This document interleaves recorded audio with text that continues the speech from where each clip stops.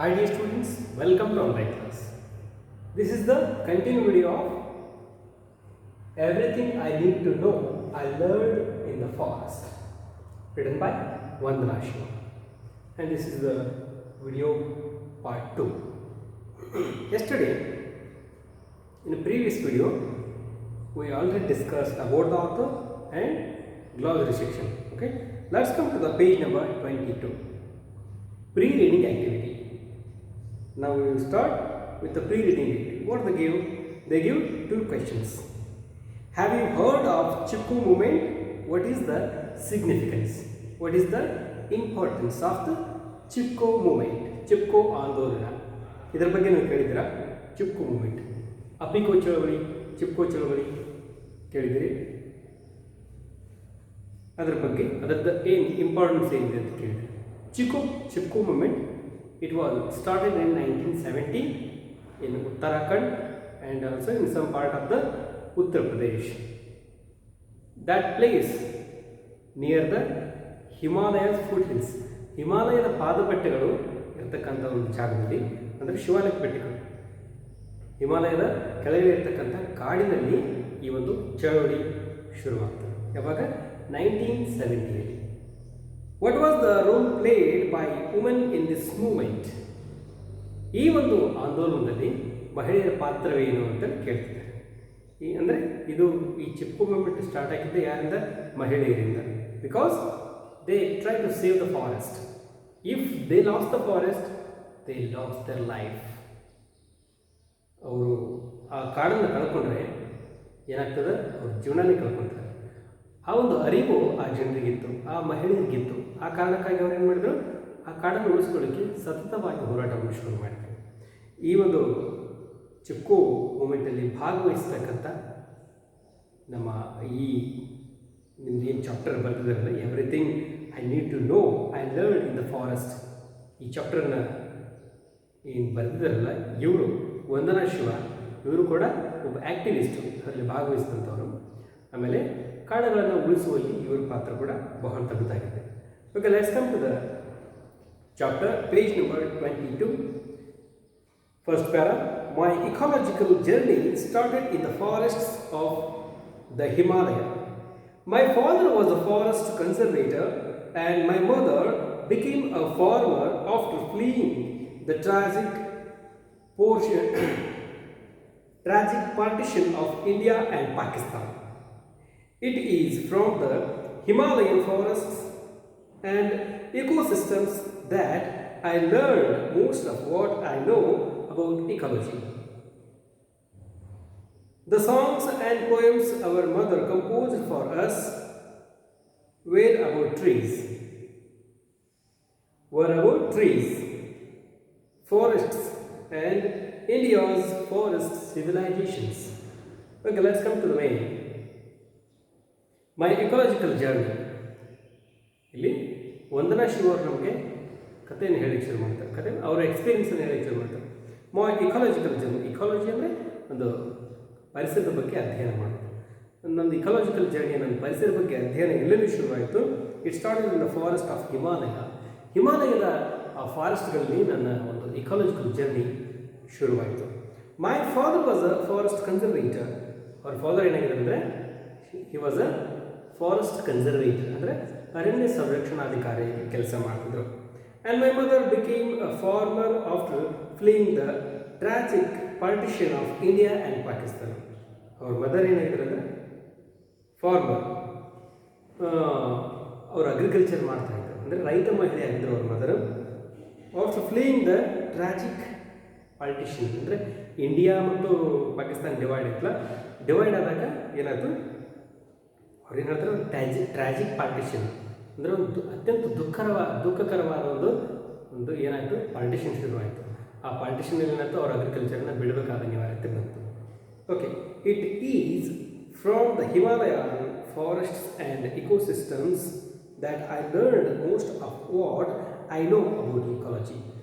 ಈ ಸಮಯದಲ್ಲಿ ನಾನೇನು ಮಾಡಿದೆ? ಹಿಮಾಲಯದಲ್ಲಿ ಇದ್ದಂಥ ಆ ಕಾಡುಗಳಲ್ಲಿ ಮತ್ತು ಆ ಇಕೋಸಿಸ್ಟಮ್, ಅಲ್ಲಿ ಒಂದು ಪರಿಸರದ ವ್ಯವಸ್ಥೆ ಹೇಗಿದೆ, ಅಲ್ಲಿ ಯಾವ್ಯಾವ ಸಸ್ಯಗಳಿವೆ, ಆಮೇಲೆ ಕಾಡಿನ ಮಹತ್ವ ಏನು, ಯಾವ ಪ್ರಾಣಿಗಳಿವೆ, ಅವುಗಳಲ್ಲಿ ಹೇಗೆ ಬದುಕ್ತಾ ಇವೆ ಅದರ ಬಗ್ಗೆ ಎಲ್ಲ ಅಧ್ಯಯನ ಮಾಡಲಿಕ್ಕೆ ಅವರಿಗೆ ಸಾಕಷ್ಟು ಸಮಯ ಸಿಕ್ತು. The songs and poems our mother composed for us were about trees, forests and India's forest civilizations. ಏನು ಈ ವಂದನಾ ಶಿವ ಅವರೆಲ್ಲ ಇವರ ತಾಯಿ ಹಾಡುಗಳನ್ನು ರಚಿಸ್ತಿದ್ದರು, ಹಾಡುಗಳನ್ನು ಸಂಯೋಜನೆ ಮಾಡ್ತಿದ್ದರು. ಯಾವುದರ ಕುರಿತಾಗಿ? ಟ್ರೀಸ್, ಮರಗಳ ಬಗ್ಗೆ, ಮತ್ತು ಕಾಡುಗಳ ಬಗ್ಗೆ, ಆಮೇಲೆ ಇಂಡಿಯಾಸ್ ಫಾರೆಸ್ಟ್ ಸಿವಿಲೈಸೇಷನ್ ಅಂದರೆ ಭಾರತೀಯ ಒಂದು ಅರಣ್ಯದ ನಾಗರಿಕತೆ, ಅರಣ್ಯಗಳಲ್ಲಿ ನಾಗರಿಕತೆ ಹೇಗೆ ಹೊರತು, ಮತ್ತು ನಮ್ಮ ಹಿಂದಿನ ನಾಗರಿಕತೆಗಳು ಗಮನಿಸಿದಾಗ ಯಾವ ನಾಗರಿಕತೆ? ನಮ್ಮದು ಸಿಂಧು ನಾಗರಿಕತೆ. ಸಿಂಧು ನಾಗರಿಕತೆ ಕಾಡನ್ನು ಹೆಚ್ಚು ಏನು ಮಾಡ್ತಿತ್ತು? ಪೂಜ್ಯನೀಯ ಭಾವದಿಂದ ಕಾಣ್ತಿತ್ತು. They give a sacred role in their life to the forest. ಫಾರೆಸ್ಟಿಗೆ ಅವ್ರು ಏನು ಕೊಟ್ಟಿದ್ರು? ಒಂದು ಪವಿತ್ರ, ಹೋಲಿ, ಒಂದು ಪವಿತ್ರವಾದ ಸ್ಥಾನವನ್ನು ಕೊಟ್ಟಿದ್ರು. ಇವತ್ತೇನಾದರೂ ನಾಡಿದೆ ಅಂದರೆ ಅದಕ್ಕೇನಾಗಿದೆ? ಕಾರಣ ಯಾರು? ಕಾಡಿದೆ. ಕಾಡಿದ್ರೆ ನಾಡು. ಈ ಒಂದು ಕಾರಣದಿಂದ ಅವ್ರೇನು ಮಾಡಿದ್ರು? ಅದನ್ನೆಲ್ಲ ತಿಳಿತಾ ಬಂದರು. ಅವ್ರ ಮದರ್ ಕೂಡ ಏನು ಮಾಡ್ತಾರೆ? ಸಾಂಗ್ಸನ್ನು ಹೇಗೆ ಕಂಪೋಸ್ ಮಾಡ್ತಿದ್ರು, ಟ್ರೀಸ್ ಬಗ್ಗೆ, ಫಾರೆಸ್ಟ್ ಬಗ್ಗೆ, ಇಂಡಿಯನ್ ಫಾರೆಸ್ಟ್ ಸಿವಿಲೈಸೇಷನ್ ಬಗ್ಗೆ ಅವರು ಸಾಂಗ್ಸನ್ನು ಕಂಪೋಸ್ ಮಾಡ್ತಿದ್ರು. ಇದೆಲ್ಲ ಅಂಶಗಳು ವಂದನಾ ಶಿವ ಅವರ ಮೇಲೆ ಪ್ರಭಾವ ಬೀರಲಿಕ್ಕೆ ಶುರು ಮಾಡಿದ್ದು. ಜೊತೆಗೆ ಅವ್ರಿಗೆ ಒಬ್ಬ ಎನ್ವಿರಾನ್ಮೆಂಟಲಿಸ್ಟ್ ಆಗಲಿಕ್ಕೆ ಏನಾಯಿತು? ಅವ್ರಿಗೆ ಸಹಾಯ ಆಯಿತು. Okay, page number 23, first para. My involvement in the contemporary ecology movement began with Chipko, a non-violent response to the large-scale deforestation that was taking place in the Himalayan region. ಅವ್ರದ್ದು ಇನ್ವಾಲ್ವ್ಮೆಂಟನ್ನು ಹೇಳಲಿಕ್ಕೆ ಶುರು ಮಾಡ್ತಾರೆ. My involvement in the contemporary ecology, contemporary ಸಮಕಾಲೀನ ecology movement began with Chipko. ನನ್ನ involvement ಎಲ್ಲಿಂದ ಶುರುವಾಯಿತು? ಮೈ involvement start with Chipko movement. Chipko ಅಂದರೆ ಅಪ್ಪಿಕೋ ಅಂತ ಹಾಗೆ. ಚಿಪ್ಕೋ ಅಂದರೆ what is the meaning in Kannada? ಅಪ್ಪಿಕೋ ಅಂದರೆ ತಬ್ಬಿಕೋ. ಇದು ಎಂಥ ಮೂವ್ಮೆಂಟ್ ಆಗಿತ್ತು? Non violent response to the large scale deforestation. ಇದೊಂದು ನಾನ್ ವೈಲೆಂಟ್ ಅಂದರೆ ಅಹಿಂಸೆಯ ಮಾರ್ಗ, ಹಿಂಸಾ ಮಾರ್ಗ ಅಲ್ಲ ಇದು. ಓಕೆ, ಅಹಿಂಸೆಯಿಂದ ಏನು ಮಾಡ್ಬೋದು? ಜನರನ್ನು ದೊಡ್ಡ ಮಟ್ಟದಲ್ಲಿ ಕಾಡು ನಾಶ ಆಗ್ತಿತ್ತು. ಅಹಿಂಸೆ ಮಾರ್ಗದಿಂದ ಆ ಕಾಡು ನಾಶ ಆಗೋದನ್ನು ತಡೆಯೋದು. That was taking place in the Himalayan region. ಅದೆಲ್ಲ ನಡೀತಾ ಇತ್ತು. ಚಿಕ್ಕು ಮೂಮೆಂಟು ಹಿಮಾಲಯದ ಕಾಡುಗಳಲ್ಲಿ ನಡೀತಾ ಇತ್ತು. ಶಿವಾಲಿಕ್ ಬೆಟ್ಟಗಳು, ಆಮೇಲೆ ಪೈನ್ ಫಾರೆಸ್ಟ್ ಎಲ್ಲ ಬರ್ತದೆ, ಅಲ್ಲೆಲ್ಲ ಏನಾಗ್ತಿತ್ತು? ಈ ಒಂದು ಚಿಕ್ಕು ಮೂಮೆಂಟ್ ಶುರುವಾಯಿತು. ಡಿಫಾರೆಸ್ಟೇಷನ್ ಅಂದರೆ ಕಾಡು ನಾಶ, ಅರಣ್ಯದ ನಾಶ ಮಾಡೋದು. In the 1970s, peasant women from my region in the Garhwal Himalaya had come out in the defense of the forests. 1970ರಲ್ಲಿ ಇವ್ರು ಏನು ಮಾಡಲಿಕ್ಕೆ ಶುರು ಮಾಡಿದ್ರು? ಚಿಕ್ಕು ಮೂವ್ಮೆಂಟ್ ಸ್ಟಾರ್ಟ್ ಆಯಿತು 1970ಯಲ್ಲಿ. ಪೀಸೆಂಟ್ ವುಮನ್, ಒಬ್ಬ ರೈತ ಮಹಿಳೆ, from my region in Garhwal Himalaya, ಹಿಮಾಲಯದಲ್ಲಿ ಬರ್ತಕ್ಕಂಥ ಒಂದು ಘರ್ವಾಲ್ ಅನ್ನೋದೊಂದು ಪ್ಲೇಸ್ ಅದು. ಆ ಪ್ಲೇಸಿಂದ had come out in the defence. ಅವ್ರ ಮನೆಗಳನ್ನು ಬಿಟ್ಟು ಹೊರಗೆ ಬಂದು ಏನು ಮಾಡಿದ್ರು? ಮರಗಳನ್ನು, ಕಾಡನ್ನು ರಕ್ಷಣೆ ಮಾಡಲಿಕ್ಕೆ ಹೋರಾಟದಲ್ಲಿ ನಿರತರಾದರು. Logging had led to landslides and floods and scarcity of water, fodder and fuel. Since women provide these basic needs, the scarcity meant longer walks for collecting water and firewood and a heavier burden.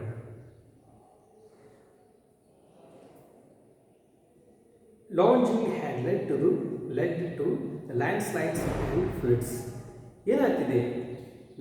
Logging ಅಂದರೆ cutting trees, ಅಂದರೆ ಮರಗಳನ್ನು ನಾಶ ಮಾಡ್ತಾ ಹೋಗೋದು, ಮರಗಳನ್ನು cut ಮಾಡ್ಕೊತಾ ಹೋಗೋದು. Logging, LOGING, logging ಅಂದರೆ ಮರಗಳನ್ನು ಕಟ್ ಮಾಡ್ತಾ ಹೋಗೋದು. ಅದು ಯಾವುದಕ್ಕೆ ಕಾರಣ ಆಗ್ತದೆ? ಅರಣ್ಯವನ್ನು ನಾಶ ಮಾಡೋದು ಯಾವುದಕ್ಕೆ ಕಾರಣ ಆಗ್ತದೆ? ಮರಗಳಿದ್ರೆ ಏನಾಗ್ತದೆ? ಮಣ್ಣನ್ನು it holds the soil.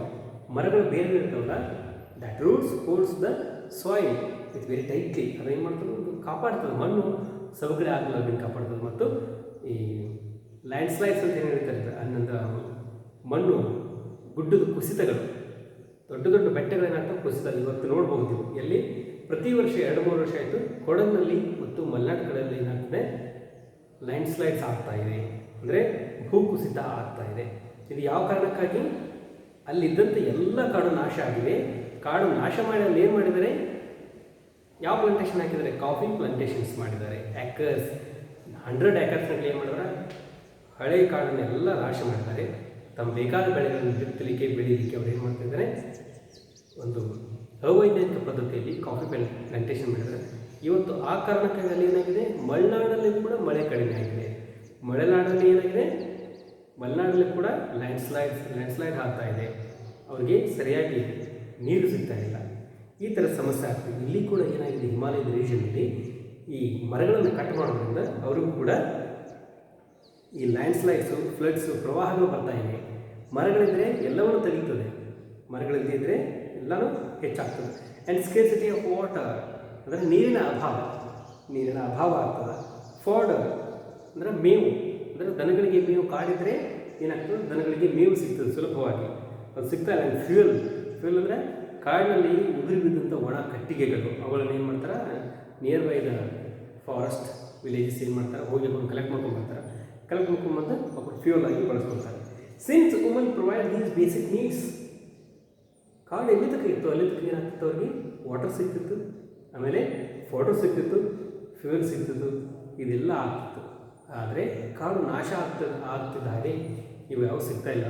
Water ಸಿಗ್ತಾ ಇಲ್ಲ, ಫೋಟೋ ಸಿಗ್ತಾ ಇಲ್ಲ, ಮೇವು ಸಿಗ್ತಾ ಇಲ್ಲ, ನೀರು ಸಿಗ್ತಾ ಇಲ್ಲ, ಜೊತೆಗೆ ಫ್ಯೂಯಲ್ ಕೂಡ ಸಿಗ್ತಾ ಇಲ್ಲ. ಏನಾಗ್ತಿದೆ? ಜೊತೆಗೆ ಲ್ಯಾಂಡ್ಸ್ಲೈಡ್ಸ್ ಆಗ್ತಾ ಇದೆ, ಭೂಕುಸಿತ ಆಗ್ತಾ ಇದೆ. ದೆನ್ ಫ್ಲಡ್ಸ್, ಪ್ರವಾಹಗಳು ಬರ್ತಾ ಇವೆ. ನದಿಗಳು ಪ್ರವಾಹ ಬಂದು ಅಂದರೆ ಏನಾಗ್ತಿತ್ತು? ಕಾಡಿದರೆ ಸುಮ್ಮನೆ ಹರ್ಕೊಂಡು ಹೋಗ್ತಿತ್ತು. ಕಾಡಿಲ್ಲ ಅಂದರೆ ತನಗೆ ಎಲ್ಲಿ ಬೇಕಲ್ಲಿ ನದಿ ಉಕ್ಕಿ ಹರಿಲಿಕ್ಕೆ ಶುರು ಮಾಡಿತು. ಅದು ದೊಡ್ಡ ಮಟ್ಟದ ಒಂದು ನಾಶವನ್ನು ಮಾಡಲಿಕ್ಕೆ ಶುರು ಮಾಡಿತು. Okay, the scarcity mean no longer walk for collecting water and firewood. Scarcity ಅಂದರೆ ಏನು? ಕೊರತೆಗಳು ಅಂದರೆ ಏನು? ಅವರು ಬಹಳ 4-5 ಕಿಲೋಮೀಟರ್ ನಡೆದು ಏನು ಮಾಡಬೇಕಾಗಿತ್ತು? ನೀರನ್ನು ತೊಗೊಂಡು ಬರಬೇಕಾಗಿತ್ತು. ಕಾಡುಗಳೇ ಇಲ್ಲ, ಕಾಡು ನಾಶ ಆಗಿದೆ, ಅಲ್ಲಿ ನೀರು ನಿಲ್ತಾ ಇಲ್ಲ. ಮರಗಳಿದ್ದರೆ ನೀರು, ಮರಗಳಿಲ್ಲ ಅಂದರೆ ನೀರೇ ಇಲ್ಲ. 4-5 ಕಿಲೋಮೀಟರ್ ಹೋಗಿ ಅವ್ರು ಬೇಕಾದಂಥ ನೀರನ್ನು ತೆಗೆದುಕೊಂಡು ಬರಬೇಕಾಗಿತ್ತು. ಆಮೇಲೆ ಬಹಳ ದೂರ ಹೋಗಿ ಅವರಿಗೆ ಫೈರ್ವುಡ್ಸ್ ಅಂದರೆ ತಮ್ಮ ಮನೆಗೆ ಉರಿಲಿಕ್ಕೆ ಬೇಕಾದಂಥ ಕಟ್ಟಿಗೆಗಳನ್ನು ಅವ್ರು ಬಹಳ ದೂರ ಹೋಗಿ ತರಬೇಕಾಗಿತ್ತು. ಆ್ಯಂಡ್ ಅ ಹೆವಿಯರ್ ಬರ್ಡನ್, ಇದು ಏನಾಗುತ್ತೆ? ಹೆಚ್ಚು ಬರ್ಡನ್ ಆಗಲಿ ಶುರು ಮಾಡ್ತಾರೆ ಜನರಿಗೆ. ಓಕೆ, ಮೊದಲೆಲ್ಲ ಸಮೀಪದಲ್ಲಿ ಇವೆಲ್ಲ 3 ವಸ್ತುಗಳು ಸಿಗ್ತಿದ್ರು. ಯಾಕೆ? ಕಾಡನ್ನು ಉಳಿಸ್ಕೊಂಡಿದ್ರು ಆ ಜನರು, ಕಾಡನ್ನು ಕಾಪಾಡಿಕೊಂಡಿದ್ರು. ಇವರು ಏನು 1970 ಆಫಿಷಿಯಲ್ಸ್ ಏನು ಮಾಡ್ತಲ್ಲ, ಆಫಿಷಿಯಲ್ಸ್ ಬಂದು ಏನು ಮಾಡಿದ್ರು? ಕಾಡನ್ನು ಕಡಿತಾ ಹೋದರು. ಗೌರ್ಮೆಂಟ್ಸು ಲಾಭಕ್ಕಾಗಿ ಕಾಡನ್ನು ಕಡಿತಾ ಹೋಯಿತು. ಕಾಡನ್ನು ಕಡಿದ ಕಾರಣಕ್ಕೆ ಏನಾಯ್ತು? ಇವೆಲ್ಲ ತನ್ನ ಲಾಭಕ್ಕಾಗಿ ಕಾಡನ್ನು ಕಡಿತು. ಇವೆಲ್ಲ ಸಮಸ್ಯೆಗಳು ಉದ್ಭವಿಸಿತು. Women knew that the real value of forests was not the timber from the dead tree, but the springs and streams, food for their cattle and fuel for their herds. The women declared that they would hug the trees, and the loggers would have to kill them before killing the tree. ಅವ್ರು ಏನು ಮಾಡಿದರು? ಯಾರು ಆ women's, Himalaya ಗರ್ಭಾಲಯದಲ್ಲಿರ್ತಕ್ಕಂಥ women's ಏನು ಮಾಡಿದ್ರು? Decide ಮಾಡಿದರು. ಅವ್ರಿಗೆ ಗೊತ್ತಿದೆ, ಏನು ಗೊತ್ತಿದೆ? Women knew that the real value of forest was not the timber from the dead tree. ಅವ್ರಿಗೆ ಉರಿಲಿಕ್ಕೆ ಕಟ್ಟಿಗೆ ಬೇಕಾಗಿದೆ. ಅವ್ರಿಗೆ ಗೊತ್ತಿದೆ, ಏನು ಗೊತ್ತಿದೆ? ಕಾಡಿನ ಒಂದು ನಿಜವಾದ ಮಹತ್ವ ಗೊತ್ತಿದೆ. ಅವ್ರಿಗೆ ಉರಿಲಿಕ್ಕೆ ಕಟ್ಟಿಗೆಗಳು ಬೇಕಾಗಿವೆ. ಹಾಗಂತ ಅವ್ರು ಏನು ಮಾಡ್ತಾ ಇಲ್ಲ? ಜೀವಂತ ಗಿಡಗಳನ್ನು ಕಟ್ ಮಾಡೋದಿಲ್ಲ. ಓಕೆ, ತಾನೇ ವಯಸ್ಸಾಗಿ ಬಿದ್ದಂತಹ ಟ್ರೀಯನ್ನು ಏನು ಮಾಡ್ತಾರೆ? ಅವರು ಕಟ್ಟಿಗೆಯಾಗಿ ಉರಿಲಿಕ್ಕೆ ಬಳಸ್ತಿದ್ರು ಈ ಮೊದಲು. But the springs and streams, food for their cattle and fuel for their herds. ಅವರು ಇದರ ಜೊತೆಗೆ ಕಟ್ಟಿಗೆಗಳನ್ನು ತರ್ತಿದ್ರ ಜೊತೆಗೆ ಏನಾಗ್ತಿತ್ತು? ಸ್ಪ್ರಿಂಗ್ಸ್ ಆ್ಯಂಡ್ ಸ್ಟ್ರೀಮ್ಸ್, ಚಿಲುಮೆಗಳು, ನೀರಿನ ಚಿಲುಮೆಗಳು ಮತ್ತು ನೀರಿನ ತೊರೆಗಳು ಅವೇನಾಗ್ತಿತ್ತು? ಅವು ಅವರಿಗೆ ಬೇಕು, ಕುಡಿಲಿಕ್ಕೆ ನೀರು ಬೇಕು, ಅವ್ರ ಬದುಕಲಿಕ್ಕೆ. ಇದ್ರ ಜೊತೆಗೆ ಫುಡ್ ಫಾರ್ ದರ್ ಕ್ಯಾಟಲ್ಸನ್ನು ಕಾಡಿನಲ್ಲಿ ದನಗಳು ಮೇಯಿಸ್ಲಿಕ್ಕೆ ಹೋಗ್ತಿದ್ರು ಅವರು. ಓಕೆ, ಆ ಒಂದು ಜಾಗ ಇಲ್ಲದಂಗಾಯಿತು. And fuel for their hearths, ಅವ್ರ ಹೊಲೆಗಳಿಗೆ ಏನಾಗಿತ್ತು? ಕಟ್ಟಿಗೆಗಳು ಬೇಕಾಗಿತ್ತು. ದ ವುಮೆನ್ ಡಿಕ್ಲೇರ್ಡ್, ಈ ಎಲ್ಲ ಕಾರಣಗಳಿಂದ ಅವರು ಡಿಕ್ಲೇರ್ ಮಾಡಿದರು that they would hug the trees. ನಾವೇನು ಮಾಡೋಣ, ಈ ಮರಗಳನ್ನು ಕಾಪಾಡೋಣ.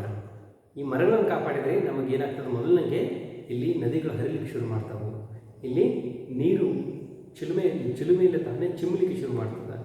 ನಾವು 16 ಕಿಲೋಮೀಟರ್ ಹೋಗಿ ನೀರು ಕಟ್ಟಿಗೆಗಳನ್ನು ತರುವಂಥ ಅವಶ್ಯಕತೆ ಬೀಳೋದಿಲ್ಲ ಅಂತೇಳಿ they decided to start a Chipko ಮೂಮೆಂಟನ್ನು ಶುರು ಮಾಡಲಿಕ್ಕೆ ಅವರು ಒಂದು ಡಿಸೈಡ್ ಮಾಡಿದರು. And the loggers they would hug trees. ಅವ್ರೇನು ಮಾಡೋದಕ್ಕೆ ಹೋಗಿ ಮರಗಳನ್ನು ಹಗ್ ಮಾಡಿದ್ರು. ನೀವು ಚಿಕ್ಕು ಮೂಮೆಂಟ್ ಅಂತ ಗೂಗಲಲ್ಲಿ ಟೈಪ್ ಮಾಡಿದ್ರೆ ನಿಮ್ಗೆ ಗೊತ್ತಾಗ್ತದೆ. And the loggers would have to kill them before killing the trees. ಅವರೇನು ಹೇಳಿದ್ರೆ ಮರಗಳನ್ನು ಹೋಗಿ ಹಕ್ಕೊಂಡ್ರು. ಮರಗಳನ್ನು ಹಕ್ಕೊಂಡು ಏನು ಮಾಡಿದ್ರು, ಲಾಗರ್ಸ್ ಯಾರು ಮರಗಳನ್ನು ಕಡಿಲಿಕ್ಕೆ ಹೋಗಿದ್ರಲ್ಲ ಅವರು ಲಾಗರ್ಸ್ ಟ್ರೀ ಕಟರ್ಸ್, ಅವರು ಏನು ಮಾಡಿದ್ರು, ನೀವೇನಾದರೂ ಮರಗಳನ್ನು ಕತ್ತರಿಸೋದಾಗಿದ್ದರೆ ಮೊದಲು ನಮ್ಮನ್ನು ಸಾಯಿಸಿ ನಂತರ ಮರಗಳನ್ನು ನೀವೇನು ಮಾಡ್ಬೋದು, ಕಟ್ ಮಾಡಬಹುದು ಅಂತ ಹೇಳಿ ಅವರು ಅಹಿಂಸಾ ಒಂದು ಚಳವಳಿಯನ್ನು ಶುರು ಮಾಡಿದರು.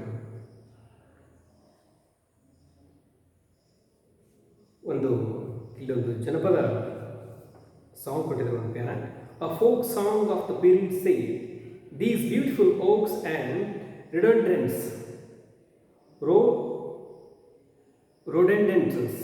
they give us cool water. Don't cut these trees, we have to keep them alive. These beautiful oaks ಅಂದರೆ ಒಂದು oak tree ಅಂದಂಗೆ, and rhododendrons ಅಂದರೆ ಬಣ್ಣದ ಹೂಗಳನ್ನು ಬಿಡ್ತಕ್ಕಂಥ ದಟ್ಟವಾದ ಕಾಡು ಅಂತ ಹಾಗೆ. They give us cool water. ಈ ಬ್ಯೂಟಿಫುಲ್ ದೈತ್ಯ ಮರಗಳು, ಆಮೇಲೆ ಬಣ್ಣದ ಹೂಗಳನ್ನು ಬಿಡ್ತಕ್ಕಂಥ ಈ ದೈತ್ಯ ಕಾಡು, ವಿಶಾಲವಾದ ಕಾಡು. They give us cool water. ನಮಗೆ ಇವು ಅತ್ಯಂತ ತಂಪಾದ ನೀರನ್ನು ಕೊಡ್ತವೆ. ಅವುಗಳೇನು ಮಾಡ್ತಾರೆ, ಅವಾಗ ನೋಡಲಿಕ್ಕೆ ಎಷ್ಟು ಅದ್ಭುತವಾಗಿವೆ, ನಮ್ಮ ಜೀವನವನ್ನು ಕಾಪಾಡ್ತಾವೆ. Don't cut this trees. ಇವುಗಳನ್ನು ಏನು ಮಾಡಿಬಿಟ್ರಿ, ಕಟ್ ಮಾಡಬೇಡ್ರಿ. We have to keep them alive. ನಾವು ನಮ್ಮ ಜೀವನ ಕೊಟ್ಟು ಏನು ಮಾಡ್ತೀವಿ, ಅವುಗಳನ್ನು ಜೀವಂತವಾಗಿರುವಂತೆ ನೋಡ್ಕೊಳ್ತೀವಿ ಅಂತೇಳಿ ಒಂದು ಮೂಮೆಂಟನ್ನು ಶುರು ಮಾಡಿದೆ. ಓಕೆ, ಇಲ್ಲಿವರೆಗೆ ನಾವೇನು ಮಾಡಿದೆವು, ಈ ಒಂದಿಷ್ಟು 4-5 ಪ್ಯಾರಾಗಳನ್ನು ನೋಡಿದೆವು. Tomorrow will continue. Page number 23. In 1973 I had got to visit. ಈ ಒಂದು ಪ್ಯಾರನ್ನು ಸ್ಟಾರ್ಟ್ ಮಾಡೋಣ. Okay, thanks for watching.